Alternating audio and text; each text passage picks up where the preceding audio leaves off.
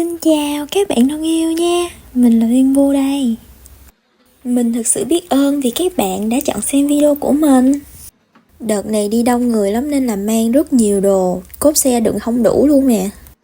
Anh hai mình đi lấy xe từ trong bãi đậu của nhà ra rồi đậu ở trước cửa. Nhưng mà lúc đậu á, thì đậu 2 bánh ở trên lề, 2 bánh ở dưới đường nên là chiếc xe đang được đậu với cái kiểu đó đó. Lúc xe đang đậu nghiêng như vậy mà chúng mình chất đồ vào cốp xe nên là cái xe nó bị nặng sang một bên, giống như là tất cả đồ đạc nó bị đổ dồn sang một bên á. Lúc lái xe thì mình cảm giác như vậy. Mới chạy được có một đoạn thôi nhưng mà thấy kỳ kỳ nên là phải dừng lại để chỉnh đồ. Ê mà tôi giải thích khó hiểu quá he, nhưng mà Huy ráng hiểu đại đại giùm đi he. Từ tối hôm trước là mình đã đi bơm bánh xe để cân cho 4 bánh đều nhau. Mình chuẩn bị hết trơn rồi để sẵn sàng cho một chuyến đi dài mà an toàn. Có bạn nào cũng mê phim Nữ hoàng nước mắt giống mình không? Vì mê phim quá nên là intro vlog này mình làm giống intro của phim. Chuyến đi này thì mình lái xe trên cao tốc từ Sài Gòn đến Phan Thiết nha.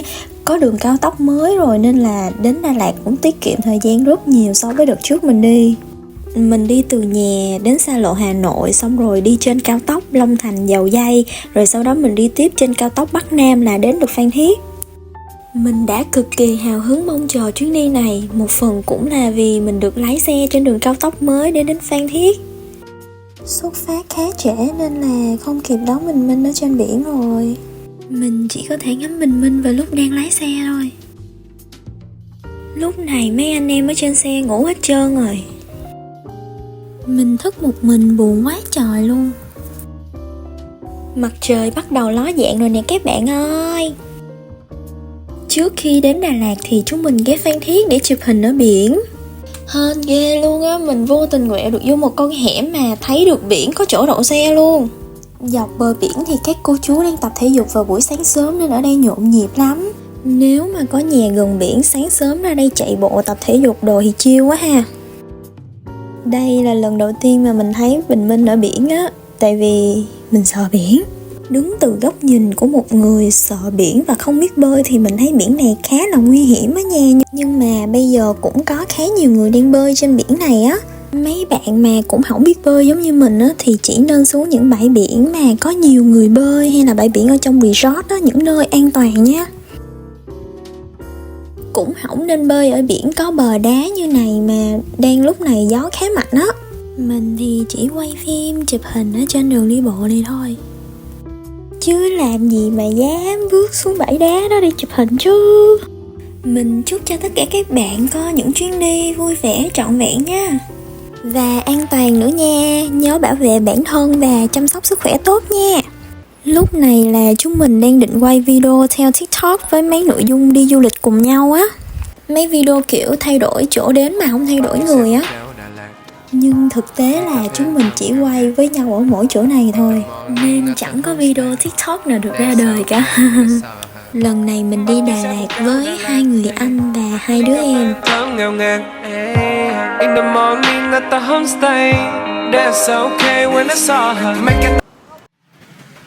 Chụp hình, quay phim đã đời rồi thì chúng mình mới đi tìm chỗ ăn sáng. Mình muốn ăn bánh canh chả cá theo review nhưng mà trong hẻm nhỏ không có đậu xe được. Vô tình thấy được một quán bún riêu mà rất là đông khách nên là mình tấp vào ăn luôn. Ăn xong rồi thì lái xe lên Đà Lạt nha. Mình sẽ đi tiếp trên quốc lộ 28B để đến Đà Lạt. Phong cảnh đồi núi ở trên cung đường này thì rất đẹp luôn. Mỗi lần lái xe đường dài thì mình rất là xúc động, bởi vì Việt Nam quá là đẹp, vẻ đẹp không có bút mực nào mà tả hết được. Đó là lý do mà mình rất thích tự lái xe, bởi vì đi những phương tiện khác chưa chắc gì mình có thể ngắm cảnh trọn vẹn được. Quốc lộ 28B thì đường đèo rất là quanh co và có nhiều ổ gà nha mọi người. Với những khúc cua gấp khúc hình xích sắt rất là gắt. Càng chạy thì những khúc ngoằn ngoèo nó hiện ra trước mắt mình. Những con đường uốn lượn bo cua khá là gắt đó, nhưng mà phong cảnh đẹp xứng đáng để đi nha. Sáng hôm nay mình lái xe dưới bầu trời xanh và dưới những vệt nắng. Nếu các bạn cũng lái xe trên cung đường giống như mình thì bạn nên đi sớm nha, lúc trời còn sáng để giảm bớt nguy hiểm. Thằng em nó tỉnh dậy rồi, giờ nó muốn đi vệ sinh nên là tôi tấp đại vào một quán cà phê ở bên đèo, sẵn tôi mua trà tắc uống luôn. Trước khi vào trung tâm thì mình ghé Tà Nung trước nha. Đây là quầy bán vé vào cổng với giá là 90.000 bao gồm một ly nước. Mấy bạn chọn nước ở ngoài cổng luôn nha, rồi vào trong lấy nước. Ở vlog Đà Lạt trước là mình cũng có mặt ở Đà Lạt vào buổi trưa. Vừa bước xuống xe là mình rất bất ngờ vì quá mát mẻ. Lần này cũng rất là bất ngờ bởi vì quá nóng hơn cả Sài Gòn luôn. Đi Tà Nung mình chọn thôn 13 là vì muốn gặp con Tú. Nếu bạn nào mà có xem Facebook của thôn 13 thì sẽ biết được con Tú nó quậy cỡ nào nhưng mà nó đáng yêu quá. Gặp thêm mấy bà chó ở đây thì con Tú đến cái tên cũng không còn. Mình uống sữa khoai môn ngon dữ lắm, mọi người thử nha, năn nỉ luôn á. Lái xe suốt bao nhiêu tiếng vì muốn trốn đi cái oi bức của thành phố.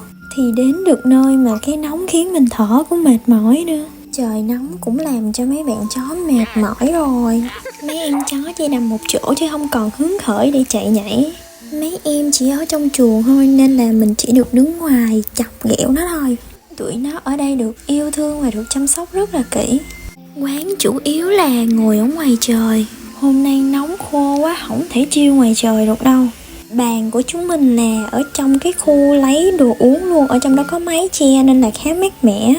Mình thật sự rất muốn trở lại thôn 13 và một ngày trời se lạnh hơn. Một nông trại yên ả ở vùng ngoại ô mang dáng vẻ chữa lành.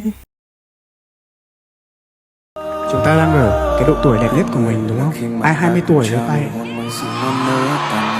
Ai 22 tuổi à? Dưới 25 tuổi ấy đúng không? Và Dũng coi cái quãng thời gian từ 20 đến 25 tuổi là đẹp nhất. Bởi vì lúc ấy chúng ta chẳng sợ gì cả. Lúc đấy chúng ta có một cái tinh thần nó gọi là đặc biệt. Chúng ta có một cái tinh thần bất diệt. Nó giúp cho chúng ta vượt qua tất cả những cái khó khăn, vượt qua tất cả những cái trở ngại mà chúng ta chẳng sợ gì hết. Mặc dù từ 20 đến 25 tuổi chúng ta cũng chẳng có gì. Chúng ta chẳng có tiền, chúng ta chẳng có người yêu. Có người yêu không ạ?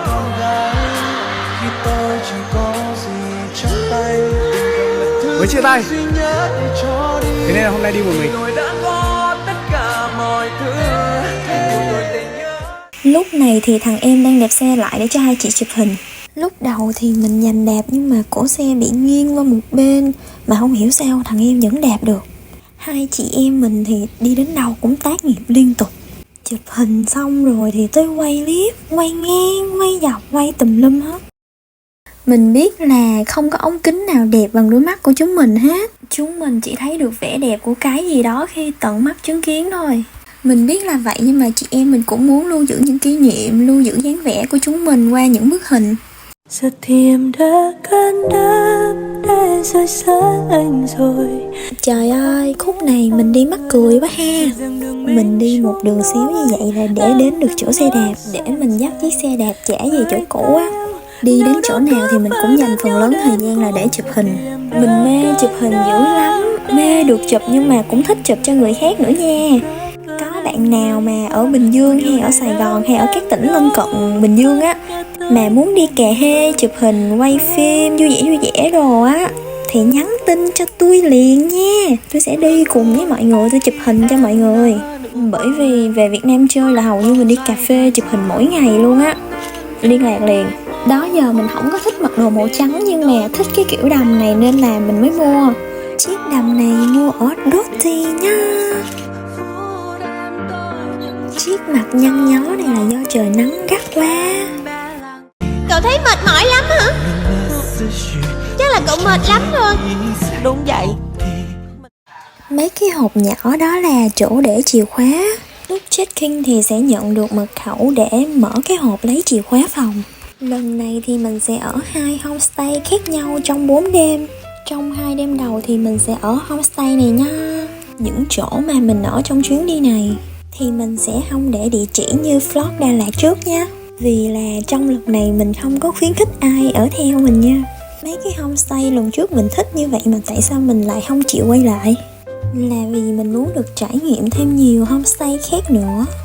Từ trước tới giờ luôn là mình luôn có một cái chấp niệm là lên Đà Lạt là phải ở homestay.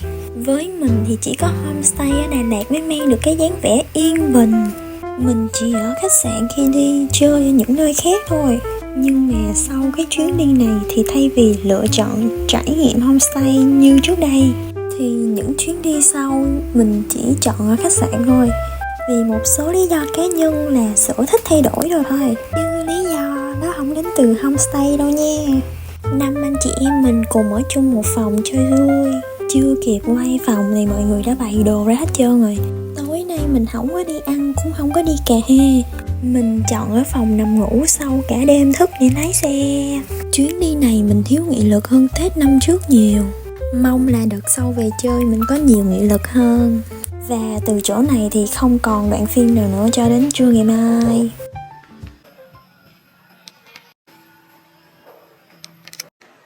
Trưa ngày mai tới rồi nè. Đây là một chuyến đi chơi thiếu nghị lực dữ luôn á. Mình không có đi được nhiều nơi như chuyến đi trước, như cái cách mà mình mong muốn. Mỗi ngày ở Đà Lạt đều bắt đầu ngày mới vào buổi trưa. Một quán cơm thật là xinh xắn, vết tôn màu trắng và bàn ghế gỗ nâu. Một nơi đến để ăn trưa thôi mà đẹp không kém cạnh gì các quán cà phê khác.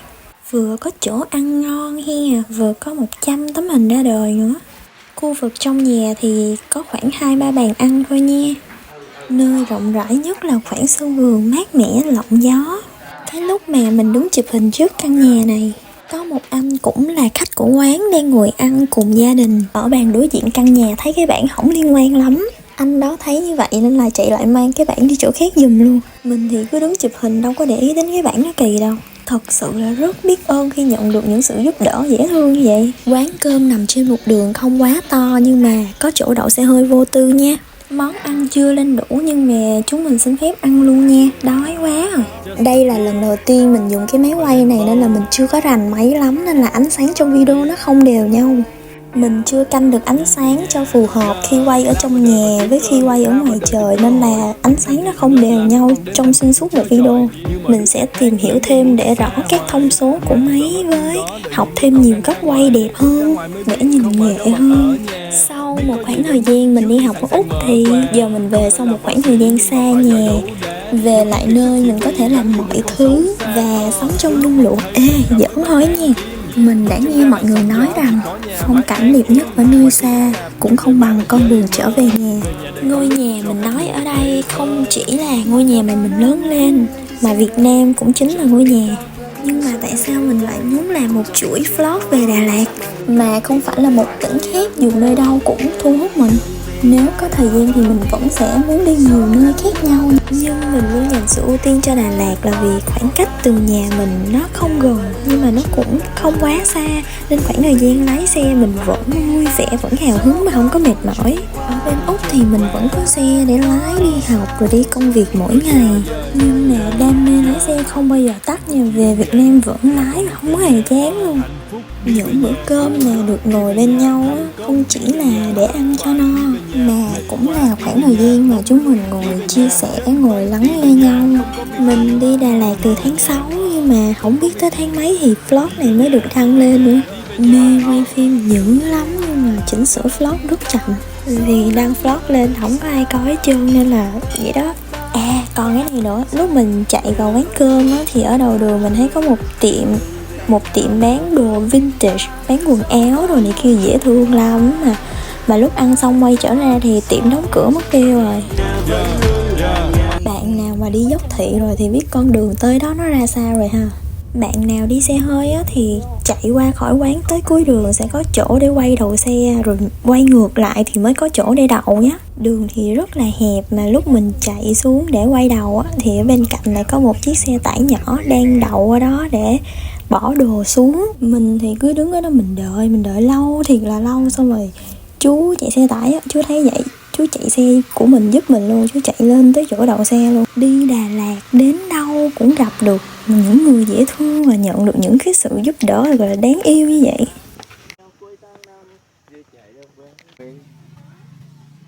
Giá vé của dốc thị là 80.000 bao gồm 1 ly nước rồi nha. Góc nào trong quán cũng tắt được hết á. Các bạn không cần lựa góc luôn, chỉ cần giơ máy lên là có ảnh đẹp à. So với sự rộng rãi của quán thì chỗ ngồi không nhiều nhé. Quầy pha chế ở trong nhà nên mình ngồi ở đây luôn để tiện lấy nước. Từ cổng vào mà lên tới chỗ này thì cũng khá xa đó. Mình đi vào buổi trưa nhưng mà quán cũng đông lắm nha. Mình thì uống cà phê latte, còn mấy anh em uống cái gì mình cũng không biết nữa. Trưa nay mát hơn nhiều nên là chụp hình cũng dễ chịu lắm. Đi theo cái mũi tên chiêu này là đến cái góc mà ai tới cũng sẽ chụp hết. Ngày gió đi hát mà mang nỗi nhớ chạy đi, để quên đâu lo quên hết suy tư một đời. Và mưa trong anh sẽ vơi, nhưng đôi môi đang vấn vương, để chỉ tình cờ nhìn em rồi mang theo những cơn đau thét gào. Lạ lùng em tới bên anh trong chiều đông xa vắng. Mình đậu xe ở trên đây rồi đi bộ xuống là tới quán, nhưng mà thật ra xe hơi vẫn có thể chạy xuống và đậu ở ngay công trình á. Đây mới đúng là quán cà phê kiểu Hàn Quốc mà mình luôn mong đợi. Sau khi bắt gặp quán Jeju và vlog của một chị thì đây nhất định là nơi mình phải đi cho bằng được. Không gian bên trong nhà thì nhỏ xinh như vậy thôi nên là không có nhiều chỗ ngồi nha. Phía dưới thì có không gian rộng hơn nên là mình ngồi ở dưới đó. Sau khi yên vị thì muốn đi lên đây đi chụp hình nhưng mà lúc đó đã đông khách hơn. Không còn chỗ trống nên là mình không có cơ hội được thả dáng trong đó. Ở dưới đây thì không có chỗ để chụp hình nên là mình vẫn lên trên để chụp. Đây là một quán cà phê mà mình thích nhất trong cả chuyến đi, nhưng mà có một vấn đề là hơi buồn một xíu nha. Là mình có cầm một cái giỏ hoa xong rồi mình lên trên mình chụp hình.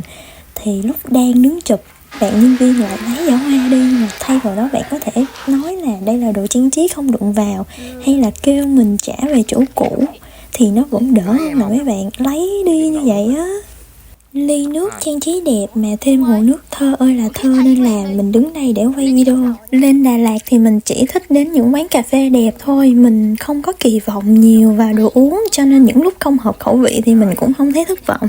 Hai ta không quên lời ấy, lời những đôi môi trao nhau không lời, thì niềm đau cũng đã trôi hết đi qua bao tháng năm anh với em. Lúc gặp nhau con tim nói không nên lời, khi thời gian trôi như mây bay về trời, và anh đem theo giấc mơ này để rồi mong ngày ta chung đôi. Anh sẽ nhớ mong một người là chính em, sẽ nhớ thương thật nhiều điều vẫn vương, đôi mắt xưa còn đượm buồn theo vệt thời gian đã hóa tan theo làn sương.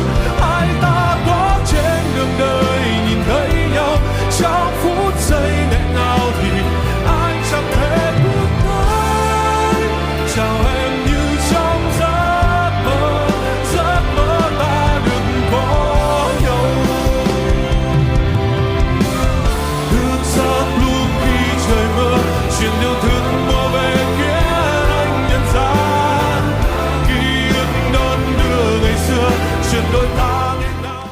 Mình mở máy lên để chỉnh lại tóc nên là cho mình xin lỗi vì sự xấu xí khi nghe vlog nha. Thói quen lúc ăn của mình là nhai có một bên thôi nên là mặt mình bị méo, thì không biết niềng răng có chỉnh được cái sự méo này không ha.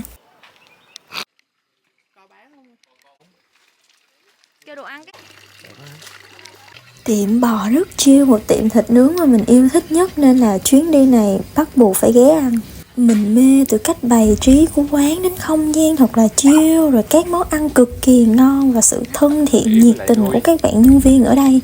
Thì tiệm bò rất chill hoàn toàn xứng đáng để chúng mình ghé đến nhiều lần á, vì nó quá tuyệt vời, không có điểm nào để chê được ở đây hết. Mình thấy ở đây set up tiệc khá là ok đó, nên là mình cũng muốn thử đặt tiệc với mọi người ha, nếu có dịp thì mình sẽ thử. Bây giờ đang là khoảng 9 giờ tối nên là quán mới không còn khách á. Giờ đóng cửa của quán là 10 giờ tối nha, nên là chúng mình đến vào giờ này thì cũng hơi muộn rồi đó. Nhưng mà mấy bạn phục vụ vẫn rất là niềm nở, mình thật sự biết ơn mấy bạn rất nhiều. Mì xào bò viên là món mà mình mê nhất ở đây luôn. Trước khi ăn thì mình đặt máy quay vlog, rồi bé em thì nó đặt máy quay timelapse ở bàn đối diện nữa. Những con người mê quay phim chụp hình này là phải sinh ra là phải dành cho nhau rồi.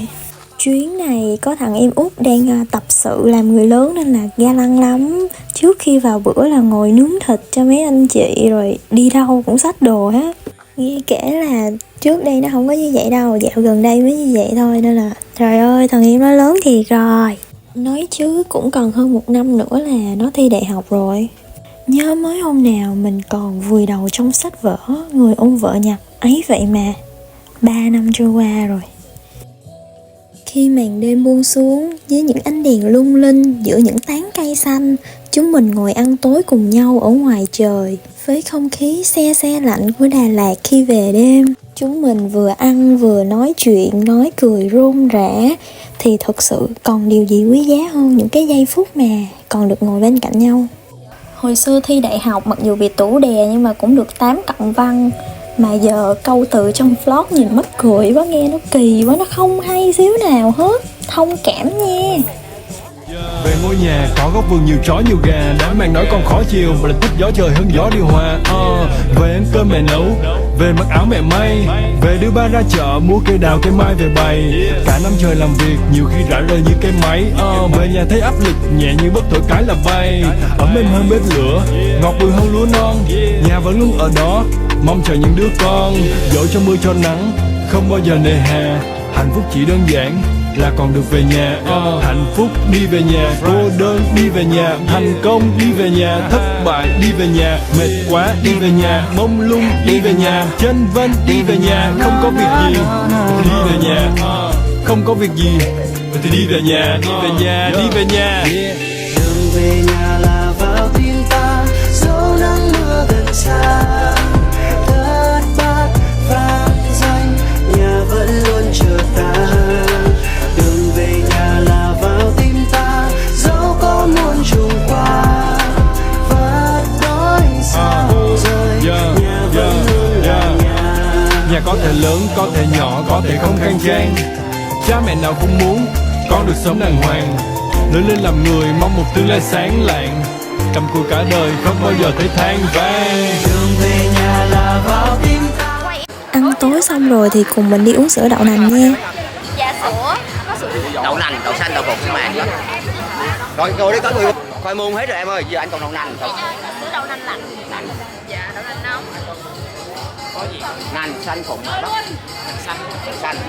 Có bóng mặt trời trên những con đường xa anh rong ruổi. Thà làm con kiến tự do còn hơn là chúa sơn lâm ở trong củi. Anh muốn khi anh hết trẻ ngồi nhìn bầu trời xanh biếc cuối chiều. Bên hiên nhà ly trà ấm, trong tâm tư không tiếc nuối nhiều. Rồi anh kể cho đám trẻ những điều anh đã trải qua. Không phải để họ ngưỡng mộ hay là để họ ngợi ca. Chỉ là ai cũng có những ngày trẻ, rồi thì cũng sẽ già nua. Những ngày mà chân chưa mỏi, có tiền cũng khó mà mua.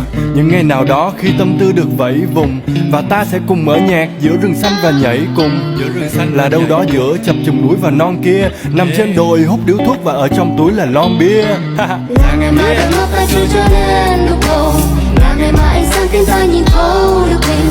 Là ngày mà tâm tư ta trở thành lá một câu rơi tàn, tàn vào trong những điệp sâu. Là ngày mà đôi mắt ta chưa cho đến lúc đầu. Là ngày mà ánh sáng. Cái bánh của mình ăn là bánh su kem chiên thì phải. Mình thì chỉ uống sữa đậu nành đá thôi, bởi vì mình dù có chết cống cũng không bao giờ uống nước nóng. Cái bánh tráng nướng mà mình order là chỉ có trứng thôi nha, bởi vì mình thích ăn vậy thôi đó. Như cảm giác như là được trở về Đà Lạt của những năm 2010 đó mọi người.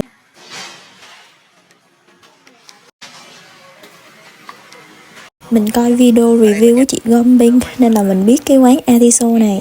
Trời đất ơi, tô phở nhìn hấp dẫn quá he. Mình thì ăn bún nước tương, ở đây gọi là bấu xì dùn đó mọi người. Tô của mình là 48.000 nha, nó có tên là non nè.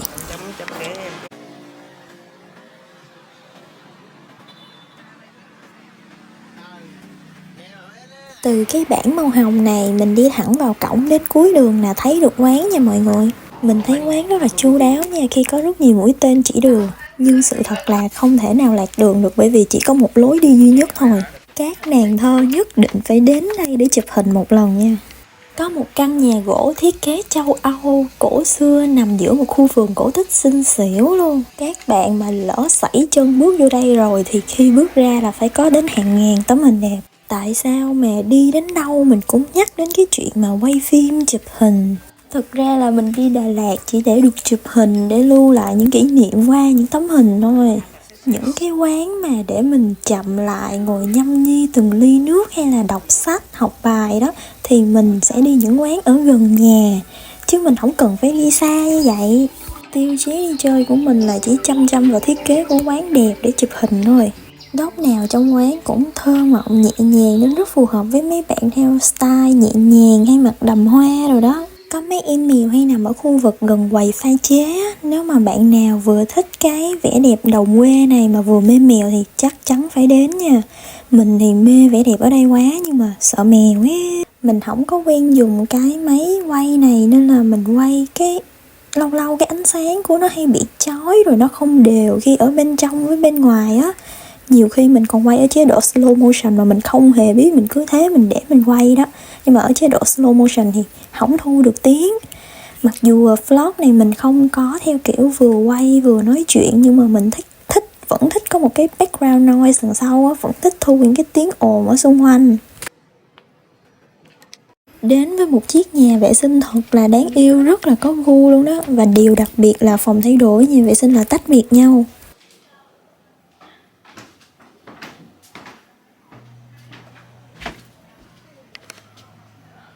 65.000 là cái giá cho một ly trà vải hoa hồng ở đây. Bây giờ là thời khắc mà chị em chúng tôi chụp hình chung với nhiều. Ê, cái ghế ngồi ở đây lạ lắm nha, nó chỉ có mỗi cái khung thôi. Rồi xong rồi đặt cái tấm đệm lên á, là cái khúc giữa của nó là trống không. Nên lúc ngồi xuống cái ghế là như kiểu bị lọt hố đó mọi người. Lúc đó tôi ngồi xuống tôi cũng té bật ngửa ra. Xong rồi con bé em một hồi nó cũng y chang như vậy luôn. Vì hồi nãy phải đăng locket nên là mấy cái ly nước á, để chụm lại một góc với nhau. Cái lúc ngồi chụp hình thì hai chị em cũng không chia đều ly nước ra mà để nó nằm lệch qua một góc nên là lên mấy tấm hình nhìn kỳ lắm. Phía sau đây là không còn gì để nói hết nên là nó sẽ là một cái đoạn rất là im ắng và trống trải, nên là mình xin phép chèn một chút sự ồn ào vô. Mỗi một cuộc gặp gỡ vốn luôn cần một chút hối tiếc thì mới khiến ta mong chờ đến lần gặp gỡ sau. Thế nhưng mà làm gì có tháng 13, làm gì có mùa thứ 5, làm gì có ngày chúng ta được gặp lại. Về sau còn gặp lại nhau không, hay là duyên đã hết? Bao lâu rồi người nhớ không, sao ta còn hoài ngóng trong luôn tin vào lời hứa sẽ có tháng 13. Chờ đông tan rồi hạ tới vẫn có chấp đợi ngày em đến bên ai. Bao lâu rồi người biết không, mưa rơi cùng ngàn bão sông gieo hy vọng rồi dập tắt. Có lẽ em đã quăng ngáo, chờ đợi khi mùa hạ có tuyết ta sẽ gặp lại. 在等是3月，等到还是5天，等到阳光照亮整个黑夜。等第61分，你只笑着回来我身边。我在等是3月，等第5个季节，等一场大雪能落进夏天。等待ngày em đến bên ai, bao lâu rồi người biết không, mưa rơi cùng ngàn. Vlog đến đây là hết rồi. Nhưng mà đừng quên là mình còn khoe hình mình chụp ở cuối vlog nha. Mình xin cảm ơn các bạn đã ở đây. Hẹn các bạn ở vlog sau. Lời bài hát như chiếc lá rơi bên thềm ngày mùa đông, ngày con tim con thương, chờ mùa hoa tới, chờ từng nỗi ngây ngô tuổi trẻ, chờ những vòng tay, chờ những con đường, chờ những nụ hôn. Chúng ta dành hết xuân thì để say mê đôi bờ mi. Chờ mùa mưa tới, chờ từng giấc chiêm bao ngày hè, chờ những lời ru, chờ những giai điệu, chờ những vầng trăng. Chúng ta dành hết xuân thì để chờ nhau. Chờ mùa hoa tới, chờ từng nỗi ngây ngô tuổi trẻ, chờ những vòng tay, chờ những con đường, chờ những